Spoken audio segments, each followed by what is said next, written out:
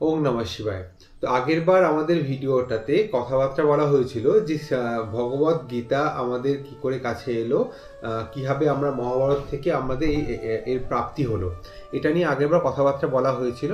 আর সেই কথাবার্তার পরই আমাদের আমাদের আরও ওখানে অনেক বিস্তারিত আলোচনা করেছিলাম। তার ভিডিওটা আমি আই বাটনে দিয়ে দেবো, ওখান থেকে দেখে নেবেন। এইবার যদি দেখা যায় শ্রীমদ্ ভগবত গীতা আমাদের কাছে এলো এক অর্থে মহাভারতের এক অংশ। মহাভারতে 18টা পর্ব আছে। 18টা পর্বের মধ্যে ভীষ্ম পর্বের মধ্যে আছে শ্রীমদ্ ভগবত গীতা। ভীষ্ম পর্ব মানে ভীষ্ম পর্বে মানে যুদ্ধের মধ্যে যুদ্ধ যখন শুরু হয় তখন ভীষ্ম পর্ব, তার মধ্যে সেখানে ভীষ্ম পর্বে যুদ্ধের বর্ণনা আছে। এবার ভীষ্ম পর্বের মধ্যে 23তম অধ্যায় থেকে 42তম অধ্যায় পর্যন্ত, মানে 18টা অধ্যায় ওইখানে মহাভারতের মধ্যেই শ্রীমদ্ ভগবত গীতার সম্পূর্ণ বর্ণনা এখানে আলোচনা করা হয়েছে। এবার শ্রীকৃষ্ণ ভগবান অর্জুনের মনের সংশয় দূর করার জন্যই এই ভগবত গীতার বর্ণন করেছিলেন, যা আমরা মহাভারত থেকে পেয়ে থাকি। ভগবান বেদব্যাস আজকে আমাদের কাছে এটা দিয়েছেন বলে আমাদের কাছে এটা জ্ঞানটা প্রাপ্ত হয়। এবার ভগবত গীতাকে বলা হয়, আমরা আগে কথাবার্তা বলেছিলাম প্রস্তনত্রয়ীর কথাবার্তা বলেছিলাম। আর ভগবত গীতা হচ্ছে শ্রুতি প্রস্থান। শ্রুতি প্রস্থান মানে আমরা শুনে শুনে অন্যের মুখ থেকে শুনে যে জ্ঞান প্রাপ্ত হয়ে থাকে সে শ্রুতি প্রস্থান আসছে। আর এখানে ভগবত গীতা এতটাই মাহাত্ম্য, যাকে বলা হয়ে থাকে যে সমস্ত উপনিষদের জ্ঞান একসঙ্গে এর মধ্যে দেওয়া হয়েছে। তো যদি আপনাকে সমস্ত উপনিষদকে পড়তে হয় সার হিসাবে, তাহলে শ্রীমদ্ ভগবত গীতা আপনাকে সাহায্য করবে। শ্রীমদ্ ভগবত গীতাতে 18টা অধ্যায় আছে। 18টা অধ্যায়ের প্রত্যেকটা মাহাত্ম্য আছে। আস্তে আস্তে যখন এগোবো, অধ্যায় প্রত্যেকটা বিশ্লেষণ করব, খুব সংক্ষেপে করব, তখন আপনারা বুঝতে পারবেন যে প্রত্যেকটা অধ্যায়ে কেন মাহাত্ম্য আছে। আর প্রত্যেকটা অধ্যায় যতগুলো শ্লোক আছে সেগুলো যদি জোড়া হয় তাহলে 700 শ্লোক হয়। 700 শ্লোক নিয়ে শ্রীমদ্ ভগবত গীতা। শ্রীমদ্ ভগবত গীতার প্রথম অধ্যায় এই মনে রাখতে হবে। শ্রীমদ্ ভগবত গীতা কীভাবে আমরা পেলাম? ভগবান শ্রীকৃষ্ণ অর্জুনকে যে জ্ঞান দিয়েছেন তা শ্রীমদ্ ভগবত গীতা। সেই জ্ঞান শুনলেন কে? সেই জ্ঞান শুনলেন সঞ্জয়, যিনি হচ্ছেন রাজা ধৃতরাষ্ট্রের সারথি। উনি সঞ্জয় শুনে যুদ্ধক্ষেত্রে দাঁড়িয়ে উনি এই কথা শুনেছিলেন। শোনার পর উনি 10 দিন পর যখন ভীষ্ম যখন যুদ্ধক্ষেত্রে থেকে আপনি স্বর্গিত হন, তখন উনি হস্তিনাপুরে এসে রাজা ধৃতরাষ্ট্রকে যে ইতিহাস বলেন, যা ঘটেছে বলতে আরম্ভ করেন, তার মধ্যে তিনি সঞ্জয় এই ভগবত গীতা রাজা ধৃতরাষ্ট্রকে বলেছিলেন। তো তাহলে ধৃতরাষ্ট্র আর সঞ্জয় সংবাদের মধ্যে পড়ছে অর্জুন কৃষ্ণ সংবাদের মধ্যে পড়ছে শ্রীমদ্ ভগবত গীতা। তার মানে মাথায় রাখতে হবে অর্জুন কৃষ্ণ সংবাদ অনেক হয়েছিল, তার মধ্যে পড়ছে শ্রীমদ্ ভগবত গীতা পড়ছে। এবার শ্রীমদ্ ভগবত গীতার প্রথম অধ্যায় অর্জুন বিষাদ যোগ, যাকে বলে সংশয় বিষাদ যোগ বলা হয়। সংশয় কার? অর্জুনের সংশয়। এই অধ্যায়ে প্রথম শ্লোক থেকে 11তম শ্লোক পর্যন্ত বলা হয় পাণ্ডব ও কৌরব সেনাদলের প্রধান মহারথীদের নামে বর্ণনা করা হয়েছে। ও 12 থেকে 19তম শ্লোক পর্যন্ত দুই পক্ষের সেনাদলের শঙ্খধ্বনি বর্ণনা হয়েছে। 20 থেকে 27তম শ্লোক পর্যন্ত অর্জুন কর্তৃক সেনার পরিদর্শন বর্ণনা করা হয়েছে। 28তম শ্লোক থেকে 47তম শ্লোক পর্যন্ত অর্জুন কর্তৃক কাপুরুষতা, শোক এবং ক্ষতিকারক পরম্পরা এবং অনুশোচনার অভিব্যক্তি করে। আর সেই অভিব্যক্তি সঞ্জয় কর্তৃক শোকাবিষ্ট অর্জুনের অবস্থা বর্ণনা করা হয়। তাহলে সঞ্জয় অর্জুনের শোকাকুল অবস্থার বর্ণনা করেন, যেটা শোকাকুল অবস্থা কার সামনে দেখাচ্ছে? শোক দেখাচ্ছেন উনি অর্জুন ভগবান শ্রীকৃষ্ণের সামনে ওনার মনের অবস্থা বর্ণনা করছিলেন এইখানে শ্লোকে। তাহলে এই জন্য এর নাম হয়ে অর্জুন বিষাদ যোগ বা সংশয় বিষাদ যোগ। এরপর দ্বিতীয় অধ্যায় আছে সাংখ্যযোগ অর কর্ম জিজ্ঞাসার যোগ। এবার সাংখ্যযোগ বলতে গেলে অনেকে মাথায় আসে সাংখ্য দর্শন আছে, সাংখ্য যোগ আছে, এই দুটোর মধ্যে অনেকটা মধ্যে চিন্তা ভাবনা হতে পারে কি দুটোর মধ্যে পার্থক্য কি। তো এই বিভেদ যদি না ঘটে তার জন্য বলে দিই, যোগ দর্শন সাংখ্য দর্শনের সাথে ঘনিষ্ঠভাবে সম্পর্কিত, যেখানে সাংখ্যযোগে আত্ম উপলব্ধি ব্যবহারিক পথে জোর দেওয়া হয়েছে। সাংখ্যযোগে আত্ম উপলব্ধির ব্যবহারিক পথের উপর জোর দেওয়া হয়েছে। অন্যদিকে সাংখ্য দর্শনের মধ্যে জ্ঞানের মাধ্যমে প্রকৃতি পুরুষে বিবেচন জ্ঞানের উপর জোর দেওয়া হয়েছে। তার মানে কি দাঁড়ালো, সাংখ্য যোগ হচ্ছে ব্যবহারিক দিক, আর সাংখ্য দর্শন হচ্ছে তার তাত্ত্বিক দিক। তো এই দুটো পার্থক্য বুঝতে হবে। এবার সাংখ্যযোগের মধ্যে কি আসছে, দ্বিতীয় অধ্যায় অর্জুন প্রথম শ্লোক থেকে দ্বিতীয় শ্লোকের মধ্যে অর্জুন যে কাপুরুষতার প্রসঙ্গে সঞ্জয় দ্বারা ভগবান শ্রীকৃষ্ণ অর্জুনের যে কাপুরুষতা সেইটা সঞ্জয় বর্ণনা করছেন, তাকে রাজা ধৃতরাষ্ট্র বলছেন সেই কাপুরুষতাতে কথাবার্তার মধ্যে আসছে ভগবান শ্রীকৃষ্ণ অর্জুনের মধ্যে কথোপকথনটা এখানে বর্ণনা করা হয়েছে। 11তম শ্লোক থেকে 30তম শ্লোকের মধ্যে আছে সাংখ্যযোগের বর্ণনা আসছে। আবার 31তম শ্লোক থেকে 38তম শ্লোক পর্যন্ত আসছে ক্ষত্রিয় ধর্ম দৃষ্টিতে অর্জুন দ্বারা প্রয়োজনীয়তার প্রতিপাদন। তো যুদ্ধ যে প্রয়োজনীয়তা, তো ক্ষত্রিয় ধর্মের দৃষ্টিতে যে যুদ্ধে যে প্রয়োজনীয়তা তার প্রয়োজনীয়তা প্রতিপাদন করা হচ্ছে। তা 39তম শ্লোক থেকে 53তম শ্লোকে বলা হচ্ছে কর্মযোগে বর্ণনা করা হচ্ছে। তারপর 54তম শ্লোক থেকে 72তম শ্লোকে স্থিতপ্রজ্ঞের লক্ষণাদির বর্ণনা করা হচ্ছে। দ্বিতীয় অধ্যায় হয়ে গেল। তাহলে দ্বিতীয় অধ্যায়তে সাংখ্য যোগ সম্বন্ধে কথাবার্তা বলা হলো, না দর্শন নয় যোগ সম্বন্ধে কথাবার্তা বলা হয়েছে, মানে আত্মবিবেচন নিয়ে কথাবার্তা বলা হচ্ছে। তো এরপর তৃতীয় অধ্যায়ে কি আসছে, কর্মযোগ মানে শত্রু বিনাশের প্রেরণা দেওয়া হচ্ছে। এবার শত্রু কে সেটা পরে আসছি, মাথায় রাখবেন শত্রু মানে এই নয় যে অর্জুন যুদ্ধ করতে এসে তার ভাইদের মারাটা শত্রু হিসেবে বলা হয়েছে, তা নয়। কিন্তু যুদ্ধের কোনো কথাই নয়, সব কথাবার্তা হচ্ছে মনের যুদ্ধের ওপর কথাবার্তা হচ্ছে। তাই তৃতীয় অধ্যায়তে শ্লোকে প্রথম শ্লোক থেকে 8ম শ্লোক অবধি সাংখ্যযোগ এবং কর্মযোগের দৃষ্টিতে অনাসক্ত ভাবে কর্তব্য কর্ম করার প্রয়োজনীয়তা অনুপাদন করা হচ্ছে। তো এখানে কি করা হচ্ছে, কিভাবে আমরা কর্তব্য কর্ম করব সাংখ্য দর্শন আর সাংখ্য যোগের দর্শনে দৃষ্টিতে, সেটা এখানে বলা হচ্ছে। তার 9 থেকে 19তম শ্লোকে যজ্ঞ ও সৃষ্টিচক্রে পরম্পরা সুরক্ষিত রাখার জন্য কর্তব্য কর্ম করার প্রয়োজনীয়তা নিরূপণ করা হচ্ছে। 20 থেকে 29তম শ্লোক পর্যন্ত লোক সংগ্রহের জন্য কর্তব্য ও কর্ম করার প্রয়োজনীয়তা নিরূপণ করা হয়েছে। তারপর 30 থেকে 35তম শ্লোক পর্যন্ত রাগ দেশ রহিত হয়ে স্বধর্ম অনুযায়ী কর্তব্য কর্ম করার প্রেরণা দেওয়া হচ্ছে। তার মানে বোঝা যাচ্ছে এখানে শত্রু হচ্ছে রাগ অ্যান্ড দেশ, রাগ আর দেশের থেকে রহিত হতে বলা হচ্ছে। কি হবে, তার জন্য স্বধর্ম অনুযায়ী যার নিজস্ব আমি যে ধর্ম মানে কি, এখানে আমার যে কর্তব্য আমি যার জন্য আমি যেখানে তার কর্তব্য পালন করতে হবে, সেখানে রাগ দেশ ছাড়া করতে হবে।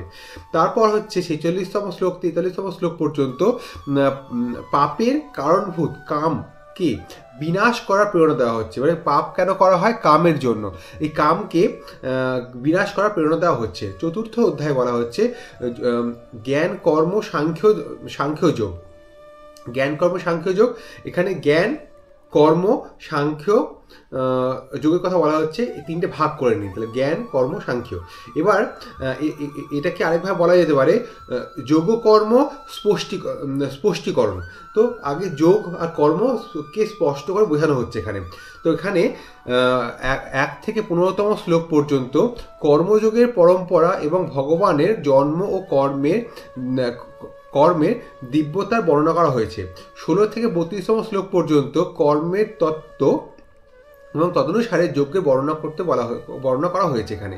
33তম শ্লোক থেকে 42তম শ্লোক পর্যন্ত এখানে বলা হয়েছে জ্ঞানযোগ এবং কর্মযোগের প্রশংসা ও প্রেরণা দেওয়া হয়েছে।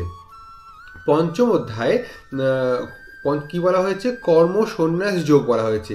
একে আরেকটা নাম বলা হয় যোগ ভক্তি মহাপুরুষস্থ মহেশ্বর। এটা বলা হয় কেন, পরে আসে, ভেতরে এলে বুঝতে পারবেন। তাহলে এখানে 1 থেকে 16তম শ্লোক পর্যন্ত বলা হয়েছে সাংখ্যযোগ এবং কর্মযোগে একত্রে প্রতিপাদন এবং কর্মযোগের প্রশংসা। আর 7 থেকে 12তম শ্লোকের মধ্যে বলা হচ্ছে সাংখ্যযোগ ও কর্মযোগের সাধনার প্রেরণা তো প্রকার। তো তার মানে এখানে কর্মযোগ আর সাংখ্যযোগ কর্মযোগের যে সাধনা যে প্রকার কত রকমের হয়ে থাকে এখানে বলা হয়েছে। তো যদি প্রকার বলা যায় তাহলে প্রেরণাটা এখান থেকে পাওয়া যায়, সেই অর্থে বলা যায় তাহলে প্রেরণা। তারপর 13 থেকে 26তম শ্লোক পর্যন্ত এখানে ফলসহ সাংখ্যযোগের বিষয়, মানে সাংখ্যযোগের কী কী ফল হয় তার বিষয়টাকে বলা হয়েছে। এরপর 27তম শ্লোক থেকে 29তম শ্লোক পর্যন্ত ধ্যান ও ভক্তির বর্ণনা করা হয়েছে। তো ষষ্ঠ অধ্যায়ে চলে এলাম। ষষ্ঠ অধ্যায় কি আছে? আত্মসংযম যোগ বা আত্মসংযোগ কীভাবে হবে? অভ্যাস যোগ। এখানে অভ্যাস দ্বারা হবে, কিন্তু এখানে আত্মসংযোগ যোগকে অভ্যাস যোগও বলা হয়েছে। এবার আত্মসংযোগ যোগে এখানে কী কী বলা হয়েছে? 1 থেকে 4তম শ্লোক পর্যন্ত কর্মযোগের বিষয় এবং যোগারূঢ় ব্যক্তির লক্ষণ বর্ণনা করা হয়েছে। 5 থেকে 9 নম্বর শ্লোক পর্যন্ত আত্মোদ্ধারের প্রেরণা এবং সিদ্ধ কর্মযোগীর লক্ষণ বলা হয়েছে। তো এবার এর 10 থেকে 15তম শ্লোক পর্যন্ত বলা হয়েছে আসনের বিধি আর ফলসহ সগুণ সাকার ধ্যানের বর্ণনা করা হয়েছে। আর 16 থেকে 23তম শ্লোকের মধ্যে শ্লোকে বলা হয়েছে নিয়মে এবং ফলসহ স্বরূপ ধ্যানের বর্ণনা করা হয়েছে। 24 থেকে 28তম শ্লোক পর্যন্ত ফলসহ নির্গুণ নিরাকার ধ্যানের বর্ণনা করা হয়েছে। আর 29 থেকে 32তম শ্লোক পর্যন্ত সগুণ এবং নির্গুণ ধ্যান যোগে অনুভূতির বর্ণনা করা হয়েছে। এবার এখানে একটু ঘুরে দেখি এখানে কি বলেছে। প্রথমে আসছে ফলসহ সগুণ আর সাকারের বর্ণনা করা হচ্ছে। তারপর ফলসহ স্বরূপে ধ্যান করা হচ্ছে। এরপর আসছে ফলসহ নির্গুণের নিরাকারে ধ্যান করা হচ্ছে। আর তারপর বলা হচ্ছে সগুণ নির্গুণ যোগী যারা হয়ে থাকে তাদের অনুভূতি। বোঝা গেল যে আমরা সগুণ থেকে সাকার, সগুণ থেকে নির্গুণ নিরাকারের দিয়ে কী করে আসতে পারি।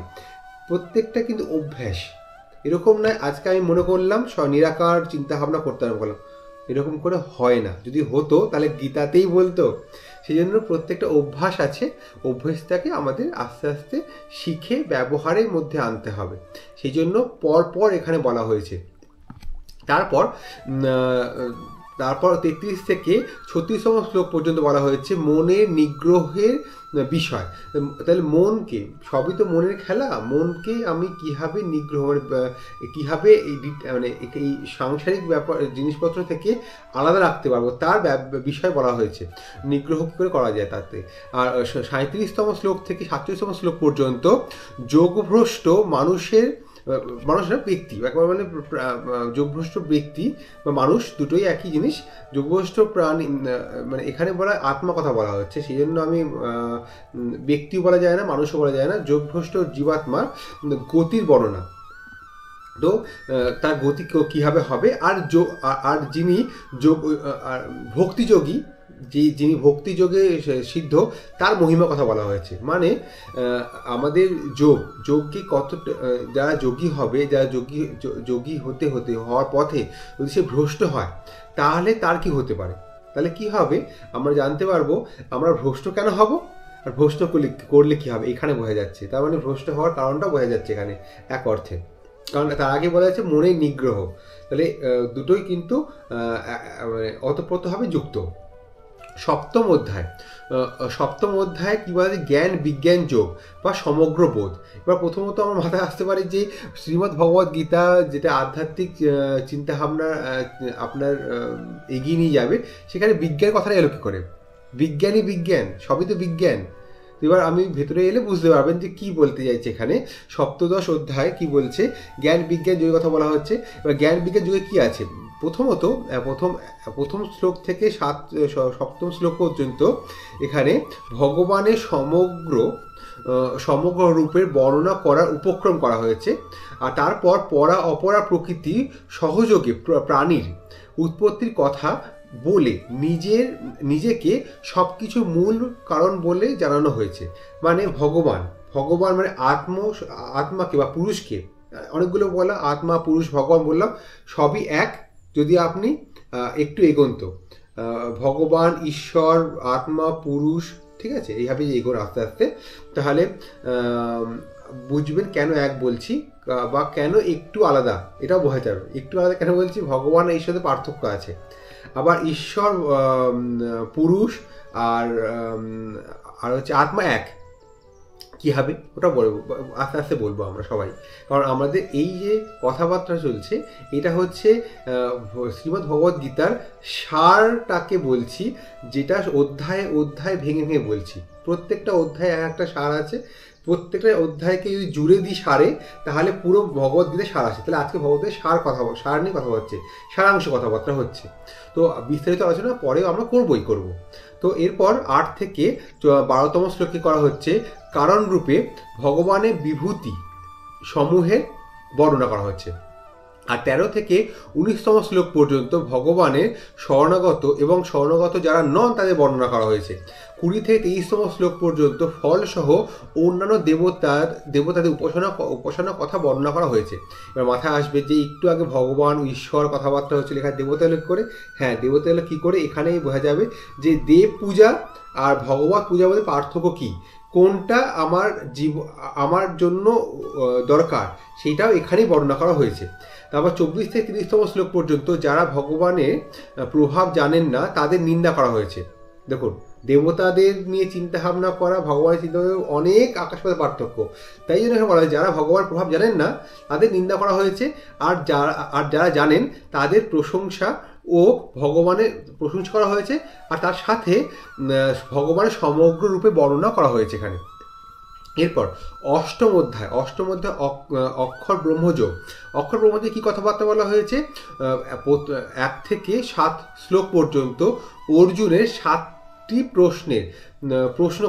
প্রশ্ন আর তার সাথে তার উত্তরে ভগবান শ্রীকৃষ্ণ কর্তৃক সবসময় তাকে স্মরণ করার নির্দেশ দেওয়া হচ্ছে। মানে এখানে বোঝা যাচ্ছে যে এতক্ষণ কথোপকথন যা হয়েছে তার মধ্যে কিছু অর্জুনের কাছে আবার মনে করে দেওয়া দরকার হয়েছে। সেই জন্য ভগবান কি করছেন, অর্জুনের 7টা প্রশ্ন অর্জুন যে করছেন ভগবানকে, তখন ভগবান তারই উত্তরে ভগবান অর্জুনকে সে কিছু কথা আবার স্মরণ করে দিচ্ছেন। তো এরপর আসছে 8 থেকে 16তম শ্লোকে কি করা কথাবার্তা হচ্ছে, সগুণ নির্গুণ, সগুণ নিরাকার, নির্গুণ নিরাকার আর সগুণ সাকারের উপাসনার ফল সহ বর্ণনা করা হয়েছে। তারপর কি হলো, সগুণ নিরাকার, ঠিক আছে, সগুণ নিরাকার, নির্গুণ নিরাকার আর সগুণ সাকার। তো প্রত্যেকটার মানে আছে, আমরা যদি গুলিয়ে যেন না ফেলি, ঠিক আছে, প্রত্যেকটা শব্দের মানে আছে, কেন কি সেটাও মানে আছে। সগুণ সাকার, সগুণ, নির্গুণ নিরাকার, আর আবার সগুণ থেকে নিরাকার, এইগুলো পার্থক্য আছে। নির্গুণ মানে কি, যেখান থেকে গুণ সৃষ্টি হয়েছে, যার গুণ নেই, দুটো হতে পারে। তো অনেক রকম তার্কিক তর্ক আছে, অনেক রকম দর্শন আছে এখানে। এই প্রত্যেকটা বর্ণনা কিন্তু এখানে করা হয়েছে। অনেকে আরো বলে নিরাকার, নির্গুণ, এই প্রত্যেকটা কথা কিন্তু না বুঝে আমরা অনেক সময় বলে থাকি হয়তো, কিন্তু আমাদের এইখানে এই অষ্টম অধ্যায়তে কিন্তু এর বিভেদটা পরিষ্কার হয় আমাদের মধ্যে। সপ্তদশ 17 থেকে শ্লোক থেকে 22তম শ্লোক পর্যন্ত এখানে ব্রহ্মলোকে অবধি, মানে এই সৃষ্টি অবধি, আর ভগবানের মাহাত্ম্য কথা বলা হয়েছে, আর ভক্তির বর্ণনা করা হয়েছে। 22 থেকে 28তম শ্লোকে শুক্ল কৃষ্ণপক্ষে বর্ণনা করা হয়েছে, সেই সম্পর্কে জ্ঞাত যোগীগণের মহিমা কথা বলা হয়েছে। এবার প্রথম আসতে পারে কথায়, শুক্ল কৃষ্ণ পক্ষ মানে কি চাঁদ শুক্লপক্ষ না, মনের শুক্ল কৃষ্ণপক্ষে বর্ণনা করে। মন, আপনাদের মনের কথাবার্তা বলা হচ্ছে এখানে। তো আমাদের কীভাবে এগোবে, কারণ এই যদি আপনি সাংখ্য দর্শন পড়ে থাকেন তাহলে এই জিনিসটা আরও সহজ হতো, কিন্তু এখানে যখন ভেতরে যাবেন তাহলে এটা আপনি আরও সুন্দরভাবে বুঝতে পারবেন, কারণ আমি তো শুধুমাত্র সারাংশ বলছি এখানে।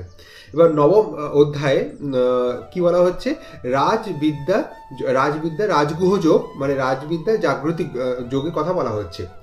তো রাজবিদ্যা জাগৃতি হচ্ছে এখানে 1 থেকে 6 নম্বর শ্লোক পর্যন্ত বলা হচ্ছে প্রভাবসহ বিজ্ঞানের বর্ণনা। প্রভাবসহ বিজ্ঞানের বর্ণনা মানে কি, এই সবই কিন্তু বিজ্ঞান, তার বর্ণনা করা হচ্ছে এখানে। 7 থেকে 10তম শ্লোকে বলা হচ্ছে মহাসর্গ মহাপ্রলয়ের বর্ণনা। 11 থেকে 15তম শ্লোকে বলা হচ্ছে ভগবানের নিন্দাকারী আসুরি রাক্ষসী মোহিনী প্রকৃতির আশ্রয় গ্রহণকারী, এইগুলো যারা ভগবান নিন্দা করে তাদের আশ্রয়, ভগবানের যারা আসুরি তাদের আশ্রয়, রাক্ষসী তাদের আশ্রয়, যারা মোহিনী তাদের আশ্রয়, মোহ বন্ধন করে তাদের আশ্রয়, যারা পৌঁছে গেছে তাদের গ্রহণকারী ব্যক্তিদের, এবং দৈব প্রকৃতি আশ্রয় করা মানুষের মধ্যে ভজন পূজনের বর্ণনা, কাদের ভজন করব, কেন করব, কি পাবো তার বর্ণনা। ঠিক আছে, কীরকম কাদের ভজন করলে কি পাবো তাও বর্ণনা এখানে করা আছে। এবার 16 থেকে 19তম শ্লোকে বলা হচ্ছে কার্য কারণ রূপে ভগবানের স্বরূপ বিভূতির বর্ণনা করা হয়েছে এখানে। 20 থেকে 25তম শ্লোকে সকাম এবং নিষ্কাম, মানে কামের দুরকম ভাগ হয়। কত রকম কাম, সকাম হয় আর নিষ্কাম হয়। সকাম নিষ্কামে উপাসনার ফল সহ বর্ণনা, মানে উপাসনা করা কত রকম হয়ে থাকে তাহলে, সকাম আর নিষ্কাম। ঠিক আছে, এরপর হচ্ছে 26 থেকে 34তম শ্লোকে কি বলা হচ্ছে, পদার্থ এবং ক্রিয়াগুলি, মানে দেখুন যা যা আপনার আশেপাশে আছে সেই পদার্থ, মানে পার্থিব, আর তাদের উপর দাঁড়িয়ে যায় ক্রিয়া করে, তাহলে ক্রিয়া, পদার্থ ও ক্রিয়াগুলিকে ভগবতকে অর্পণ করার ফল জানিয়ে, ভগবতকে অর্পণ যদি করেন তাতে কি ফল পাবেন তা জানিয়ে ভক্তির অধিকারীদের এবং ভক্তির বর্ণনা, মানে যারা এই পদার্থ ক্রিয়াকে ভগবান অর্পণ করেছেন তাদের ভক্তি কিভাবে করেছেন, মানে ভাবের প্রকাশ, তাদের অধিকার, সেই ভক্তির যারা অধিকারী তাদের, এবং সেই ভক্তি, যারা ভক্ত আর ভক্তি দুজনের বর্ণনা করা হয়েছে এখানে। দশম অধ্যায় কি বলা হয়েছে, দশম অধ্যায় হচ্ছে বিভূতি যোগ। তাহলে বিভূতি বর্ণনা, বিভূতিতে কি আছে, ভগবানের বিভূতি এবং যোগের বর্ণনা এবং তাকে জানার মহিমা, ভগবানের যোগ সম্বন্ধে জানার মহিমা এখানে করা হয়েছে। আর তার সঙ্গে 8 থেকে 11তম শ্লোক পর্যন্ত ফলসহ ভগবত ভক্তি এবং ভগবত কৃপার প্রভাব। তারপর 12 থেকে 18তম শ্লোক পর্যন্ত অর্জুন কর্তৃক ভগবানের স্তুতি, মানে এত কিছু জানার পর ভগবানের স্তুতি করতে অর্জুনের ইচ্ছা হয়েছে, তার স্তুতি কীভাবে করেছে, এবং যোগ ও বিভূতিগুলি জানার জন্য প্রার্থনা, মানে ভগবান যে এত কিছু বলেছেন সেটাকে প্রাপ্তি যোগ, যোগের মাধ্যমে প্রাপ্তি হবে, আর তার তার বিভূতিগুলো জানলে তারও প্রাপ্তি হবে, সেইগুলো প্রার্থনা করছে অর্জুন। 19 থেকে 42তম শ্লোক পর্যন্ত ভগবান কর্তৃক তার বিভূতি এবং যোগ্য বর্ণনা। মানে ভাবুন, আজকে যদি আপনি যোগস্থ হন, আপনি সমর্পণ দেখান অর্জুনের মতন, তাহলে আপনার কাছে ভগবান কিন্তু তার বিভূতি আর যোগের বর্ণনা করবেনই করবেন, সেই আপনি ভগবান গীতার মাধ্যমে আজকে পাচ্ছেন। এরপর একাদশ অধ্যায় কি হচ্ছে? বিশ্বরূপ দর্শন যোগ। তো এখানে বিশ্বরূপ দর্শন দেওয়া হচ্ছে অর্জুনকে। এবার এখানে অনেক কিছু বলা আছে যে আপনি টিভি দেখেছেন ভগবান অনেক বড় হয়ে দেখাচ্ছে, এটা কিন্তু বাইরে কিছু নয়, কিন্তু যা হচ্ছে আপনার মনের মধ্যে হচ্ছে, ঠিক আছে? এবার এখানে এলে বুঝবেন কি করে হচ্ছে, কি জিনিসটা কি। দেখুন, আপনাকে যদি টিভিতে দেখাতে হয় সেটা তো একরকমভাবে দেখিয়েছে, যা আমরা ছোটোবেলায় টিভিতে দেখেছি, কিন্তু এটা কীভাবে হয়েছে দেখুন তাহলে। তো 1 থেকে 8তম শ্লোক পর্যন্ত বিরাট রূপের দর্শনের জন্য অর্জুন প্রার্থনা করেছে ভগবানের কাছে, আর অর্জুনকে ভগবান দিব্যদৃষ্টি প্রদান করলেন। এখানে দিব্যদৃষ্টি প্রদান করার কীভাবে করলে তাও এখানে দেখানো হয়েছে, বলা হয়েছে এক অর্থে। মানে আমি তো ভগবত গীতা পড়তে গিয়ে মনে হয় যে যা বলছে চোখের সামনে ঘটছে। তো এটা কিন্তু সাধনা আপনি করলে আপনার ক্ষেত্রে হবে, আমিও করছি, আপনিও করুন। তো এবার 9 থেকে 14তম শ্লোক পর্যন্ত সঞ্জয় কর্তৃক রাজা ধৃতরাষ্ট্রকে বিরাট রূপের বর্ণনা। এবার মাথায় আসতে পারে, আচ্ছা অর্জুনকে তো ভগবান শ্রীকৃষ্ণ দিব্যদৃষ্টি দান করলেন, তাহলে সঞ্জয় কি করে দেখলেন বিরাট রূপ? সঞ্জয়কে ভগবান বেদব্যাস, তো উনি ভগবত তত্ত্বে যারা সিদ্ধ তারা কিন্তু ভগবান। তো মহর্ষি বেদব্যাস সঞ্জয়কে দিব্যদৃষ্টি দান করেছিলেন। দিব্যদৃষ্টি দান করার জন্য কিন্তু সঞ্জয়ও অর্জুনের মতনই ভগবানের বিরাট রূপ দর্শন করতে পেরেছেন। সেই দর্শন করেছেন তা তিনি ধৃতরাষ্ট্রকে বর্ণনা করছেন। কেন? ধৃতরাষ্ট্রের কাছে দিব্যদৃষ্টি এখনো নেই। দিব্যদৃষ্টি পাওয়ার জন্য এত কিছু জ্ঞান অভ্যাস সব কিছু করতে হবে, তাহলেই দিব্যদৃষ্টি প্রাপ্ত হবে। এটা শুধু এরকম নয় শুধু কাউকে দিলাম, ভগবান কিন্তু সবাইকে দিচ্ছেন। মানে কি, এই পথে হাঁটিয়ে আনছেন, তার জন্য দিব্যদৃষ্টি প্রাপ্ত হচ্ছে, আপনারও প্রাপ্ত হবে যদি আপনি শ্রীমদ্ ভগবদ গীতার প্রত্যেকটা জ্ঞানকে আপনি আত্মসাৎ করেন, তাহলে দিব্যদৃষ্টি প্রাপ্ত হবে। আর যখন দিব্যদৃষ্টি প্রাপ্ত হবে তখন আপনি কিন্তু বিরাট রূপ নিজেই ভেতরে দেখতে পাবেন, নিজের মধ্যে দেখতে পাবেন। এই ব্যাপারে কিন্তু বিবেকানন্দ অনেক বলেছেন, এই ব্যাপারে শ্রী রামকৃষ্ণও বলেছেন অনেক কথা। তো এখানে কিন্তু এই কথাটা পরিষ্কার বলে দিয়েছে। এবার 15 থেকে 31তম শ্লোক পর্যন্ত অর্জুন কর্তৃক বিরাট রূপের দর্শন আর তার স্তুতি। তারপর 32 থেকে 35তম শ্লোক পর্যন্ত ভগবান কর্তৃক অত্যগ্র বিরাট রূপের পরিচয় দান। এবার দেখুন, বিরাট রূপ মানে কি, আজকে যা আপনি জ্ঞান অর্জন করে দেখছেন তা কিন্তু সীমিত, আর যা বিরাট রূপে দেখবেন তাই কিন্তু মানে এক অর্থে সব। তো সেই সব যদি আপনি শুধু জ্ঞান মাধ্যমে প্রাপ্ত করতে চান, এক জায়গায় গিয়ে আটকে যায়, এটাও কিন্তু বর্ণনা হয়েছে। সেই জন্য সব কিছু এই পার্থিব দৃষ্টিতে প্রাপ্ত হওয়া সম্ভব নয়। সেই জন্য ভগবান নিজেই তার বিরাট রূপকে বর্ণনা করছেন, কাকে? অর্জুনের কাছে করছেন। তার মানে ভগবান তাহলে কি করছেন? 32 থেকে 35তম শ্লোকে তার বিরাট রূপে অত্যগ্র মানে কেন বলছে? কারণ যার শুরু আর শেষ নেই, সে তো অত্যগ্রই হবে এক অর্থে।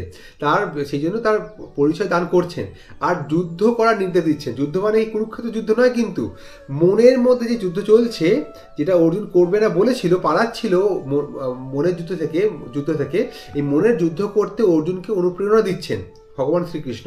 তো এরপরে আসছে 36 থেকে 46তম শ্লোক পর্যন্ত অর্জুন কর্তৃক বিরাট রূপ ভগবানের স্তুতি এবং প্রার্থনা। কারণ পরিচয় যখন পেয়ে গেছে তখন তো স্তুতি প্রার্থনা করতেই হবে।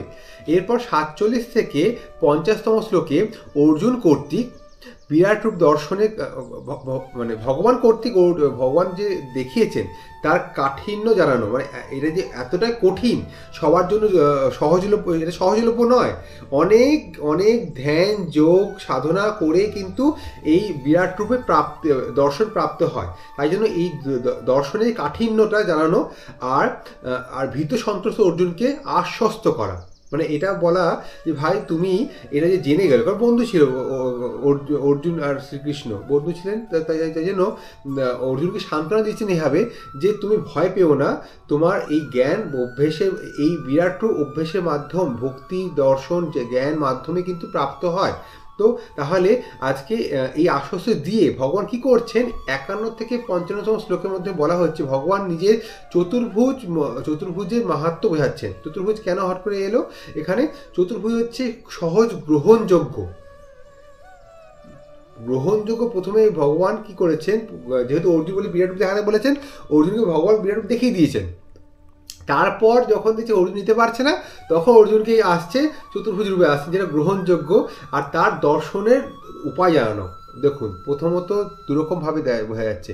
এক হচ্ছে বিরাট রূপ, যে বিরাট রূপে দর্শনের উপায় আছে, আর তার সঙ্গে এই চতুর্ভুজ রূপেরও দর্শন উপায় আছে, দুরকম রূপে উপায় আছে। সেই উপায়গুলো উনি বললেন এখানে 51 থেকে 55তম শ্লোকে। এরপর দ্বাদশ অধ্যায়, তাহলে আমাদের তাহলে দশম অধ্যায়টা খুবই মাহাত্ম্য ছিল না, দশম অধ্যায়টা অনেক কিছু, একাদশ অধ্যায় তাহলে অনেক কিছু জানা গেল। তাহলে এরপর আছে দ্বাদশ অধ্যায় কি জানা যাচ্ছে? দ্বাদশ অধ্যায়ে আমরা জানছি ভক্তিযোগ মানে এতক্ষণ তো অর্জুন কি করলো, স্তুতি করছে, ভক্তিতেই স্তুতি আসে। তো ভক্তিযোগ কি কথাবার্তা হচ্ছে দ্বাদশ অধ্যায়তে? 1 থেকে 12তে সগুণ এবং নির্গুণ উপাসকদের শ্রেষ্ঠত্ব নির্ণয়, তার সঙ্গে এবং ভগবত প্রাপ্তির 4 প্রকার সাধনার বর্ণনা করা হয়েছে। তার মানে সগুণ নির্গুণ উপাসকদের শ্রেষ্ঠত্ব বর্ণনা করা হচ্ছে। এরপর 13 থেকে 20তম শ্লোকে কি করা হচ্ছে, সিদ্ধ ভক্তদের 39টি লক্ষণের বর্ণনা। এবার এখানে অনেক কঠিন ব্যাপার আসছে, কি হলো যে যদি আপনি ভক্তিযোগের মাধ্যমে এগোতে আরম্ভ করেন, আপনি ভক্ত হবেন, আর ভক্তদের যে গুণ চরিত্র গুণ ফুটে ওঠে, তার সেগুলো কতগুলো হয়ে থাকে, 39টা লক্ষণ পাওয়া যায়। সেই লক্ষণগুলো তো বর্ণনা করা হচ্ছে এখানে 13 থেকে 20তম শ্লোকে। ত্রয়োদশ অধ্যায় কি করা হয়েছে? ত্রয়োদশ অধ্যায় ক্ষেত্রজ্ঞ বিভাগযোগ, ক্ষেত্রজ্ঞতে বিভাগযোগ, এটা কোথায়? ত্রয়োদশ অধ্যায় বলা হচ্ছে ক্ষেত্রজ্ঞ জ্ঞান এবং জ্ঞেয়। এটা একটু কঠিন হতে পারে, কিন্তু যখন ভেতরে যাব তখন বোঝা যাবে। ক্ষেত্রকে যে জেনেছে, এটা হলো ক্ষেত্র, আর এটাকে যে জেনেছে সে ক্ষেত্রজ্ঞ। তাহলে ক্ষেত্রজ্ঞকে জীবাত্মা, জ্ঞান প্রাপ্তির মাধ্যমে আমাদের পরমাত্মা প্রাপ্তি হয়, তাই জ্ঞান আর জ্ঞেয়কে পরমাত্মা। তাহলে কি হলো? ক্ষেত্রজ্ঞ জ্ঞান জ্ঞেয়র ভক্তি সহ বর্ণনা। তারপর 19তম শ্লোক থেকে 34তম শ্লোকে বলা হচ্ছে জ্ঞান সহ প্রকৃতি ও পুরুষের আলোচনা। প্রকৃতি পুরুষ যদি চলে আসে, তাহলে আমি আগে বলেছিলাম দ্বিতীয় অধ্যায়তে সাংখ্যযোগে সাংখ্য দর্শনের কথা বলেছিলাম। সাংখ্য দর্শনে 25টা তত্ত্বের কথাবার্তা বলা হয়েছে। 25টা তত্ত্বের মধ্যে প্রধান দুটো তত্ত্ব হচ্ছে পুরুষ আর প্রকৃতি। এই পুরুষ প্রকৃতি কিভাবে আমাদের সৃষ্টি করেছে, সেইটা এখান থেকে বর্ণনা শুরু হচ্ছে আস্তে আস্তে। তো তাহলে সাংখ্য যোগ তাহলে দরকার আছে, যদি সাংখ্য যোগ জানতে হয়, সাংখ্য দর্শন জানতে হয়। সাংখ্য যোগ তো আমাদের ভগবদ্গীতাতে বলা হয়েছে, কিন্তু সাংখ্য দর্শন জানতে হয়, তাহলে সাংখ্য কারিকা পড়তে পারেন আপনারা। নাহলে আমি আপনাকে তারপরে আপনাকে এটা বিস্তারিত আলোচনা এই অধ্যায়তেই হয়ে যাবে, ত্রয়োদশ অধ্যায়তে হয়ে যাবে। চতুর্দশ অধ্যায় কি আসছে? চতুর্দশ অধ্যায় গুণত্রয় বিভাগযোগ কি করে আসে, এখানে যদি আসি তাহলে একটুখানি আরো বিস্তারিত আলোচনা হবে। যে 1 থেকে 4 শ্লোক পর্যন্ত বলা হচ্ছে জ্ঞানের মহিমা বলা হয়েছে। জ্ঞানের মহিমা জ্ঞানের মহিমা যদি না হয়, জ্ঞান যদি আপনি প্রাপ্তি না হয়, তাহলে কী করে হবে? জ্ঞানই তো সব। তো জ্ঞানের মহিমা। তারপর আসছে হচ্ছে প্রকৃতি ও পুরুষের থেকে, মানে একটু আগে বললাম না সমস্ত তৈরি হয়েছে 25 তত্ত্ব দিয়ে, তার প্রধান হচ্ছে পুরুষ প্রকৃতি। এখানে বলা হয়েছে যে প্রকৃতি ও পুরুষের থেকে যে জগতে উৎপত্তি বর্ণনা এখানে করা হয়েছে। 5 থেকে 18তম শ্লোকে বলা হয়েছে সত্য, রজ এবং তম এই 3টি গুণে আলোচনা করা হয়েছে। তাহলে কি হলো? গুণত্রয় বিভাগযোগ, গুণত্রয় বিভাগযোগ। তো গুণত্রয় কি করে আসছে? দেখুন, প্রথমত হচ্ছে প্রকৃতি পুরুষ থেকে সব আসছে, তো প্রকৃতি পুরুষ থেকে ভেঙে দিন। তো তিনটে গুণ, তাই দিয়ে সব কিছু। তো ত্রিগুণাতীত যদি হতে পারেন তাহলে আপনি থেকে সে আত্মা, ত্রিগুণাতীত হচ্ছে আত্মা বা পুরুষ বা বলতে পারেন যে ঈশ্বর। তো এখানে 3টে গুণের আলোচনা করা হয়েছে যাতে আপনি ত্রিগুণাতীত হওয়ার কথায় ব্যাপার সম্বন্ধে জানতে পারেন। আর 19 থেকে 27তম শ্লোকে বলা হয়েছে ভগবত প্রাপ্তির উপায় এবং গুণাতীত পুরুষের লক্ষণ। যেমন গুণাতীত বললে একটু গুণাতীত হতে হবে, পুরুষের লক্ষণ, যে গুণাতীত হয়ে গেছে তার লক্ষণ কীরকম। 15 অধ্যায় কি বলা হচ্ছে? পুরুষোত্তম যোগ। পুরুষোত্তম যোগ এটা খুব সুন্দর। পুরুষোত্তম যোগে অনেক কিছু বোঝানো আছে, একটু করে বললে বোঝা যাবে। তো আমি শুধুমাত্র বর্ণনাতে যাবো না, আমি শুধুমাত্র সারাংশ বলছি। এখানে 1 থেকে 6 নম্বর শ্লোকের মধ্যে বর্ণনা হয়েছে সংসার বৃক্ষ। আমরা যে বৃক্ষ দেখি সে কিন্তু, যে বৃক্ষ দেখি সংসার বৃক্ষ কিন্তু উল্টো। সেই একই বৃক্ষ যেটা আপনি দেখতে পারেন পাতা ওপরে, তার তার শাখা প্রশাখা নিচের দিকে, মানে তার নিচে মাটিতে যে ঢুকে যাচ্ছে, যে তার গাছের যে মূল এখানে নিচের দিকে, পাতা ওপর দিকে, প্রকৃতিতে যেগুলো দেখতে পাচ্ছেন। কিন্তু এখানে সংসার বৃক্ষ হচ্ছে উল্টো, পাতা নিচে আর মূল ওপরে। এর বর্ণনা এখানে আছে, সুন্দর বর্ণনা। তাহলে সংসার বৃক্ষ এবং তার কর্তন করে, তাই কেটে ভগবানের শরণাগত হওয়া এবং তার সঙ্গে ভগবত ধামে বর্ণনা। ভগবত ধাম কোথাও বাইরে নয়, কিন্তু এটারও বর্ণনা আছে। এটা আপনার মনে রেখে দাগ কেটে দিলাম যে ভগবত ধামটা কোথায়, এখানে বলা আছে। যদি আপনি ভগবত ধাম বাইরে খুঁজতে যাচ্ছেন, ভুল, এখানেই বলা হয়েছে। এরপর 7 থেকে 11তম শ্লোকে বলা হয়েছে জীবাত্মা স্বরূপ, আর সেগুলি যারা জানেন আর যারা জানেন না তাদের বর্ণনা।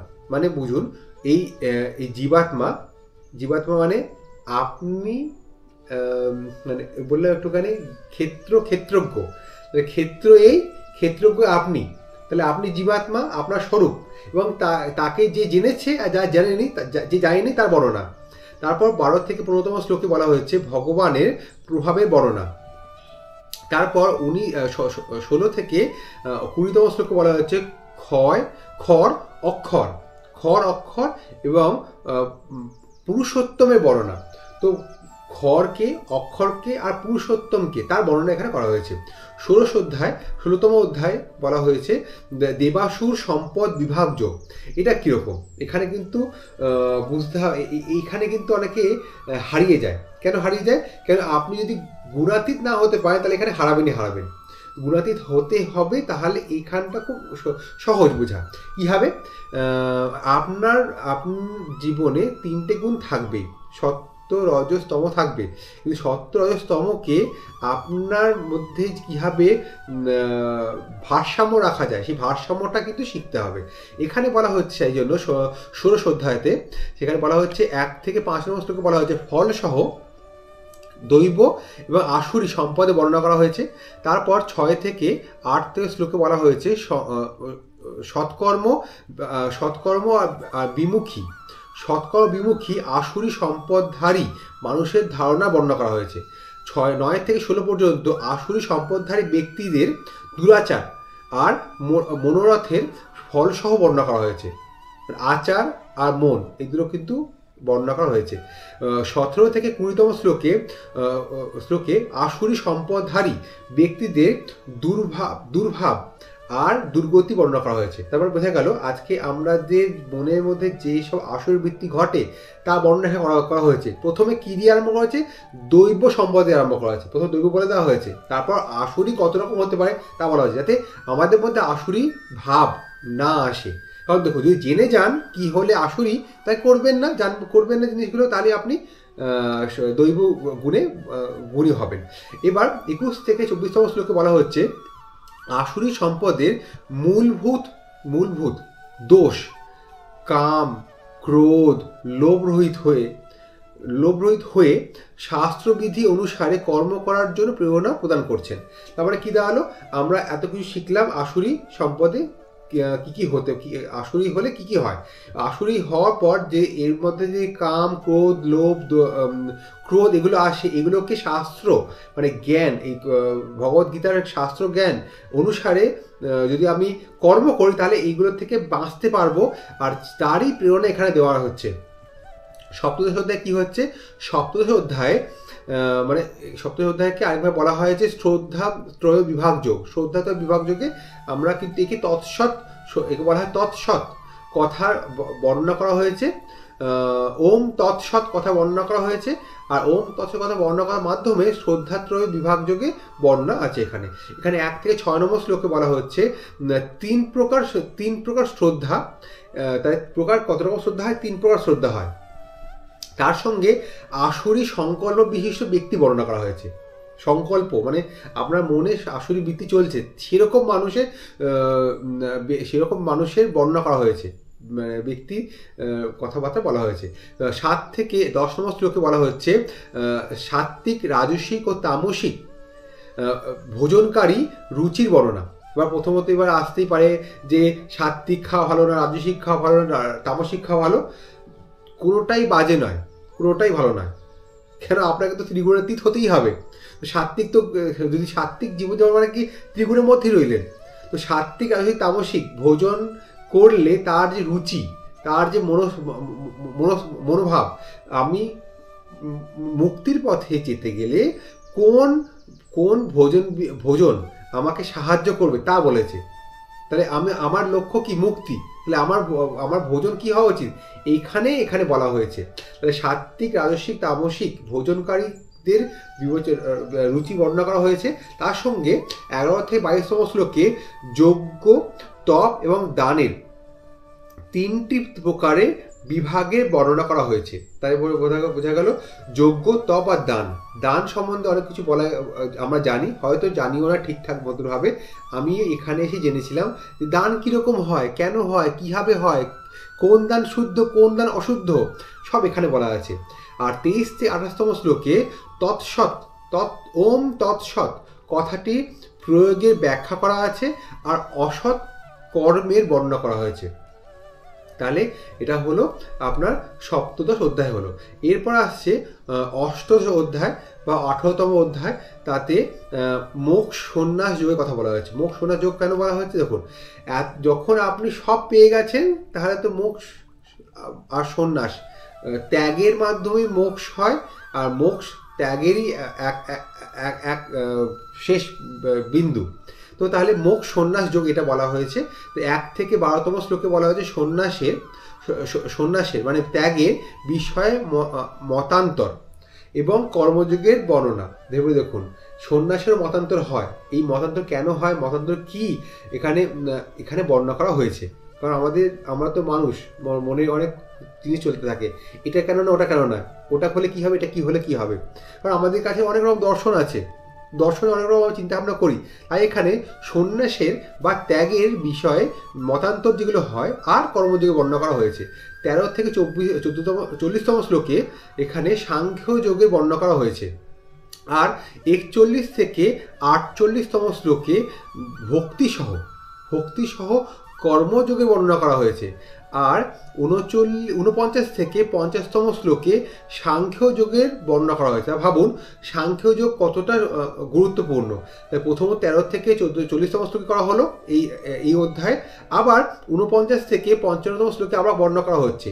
যখন বর্ণনা হলো, এরপর 56 থেকে 66তম শ্লোকে ভগবত ভক্তি বর্ণনা করা হচ্ছে।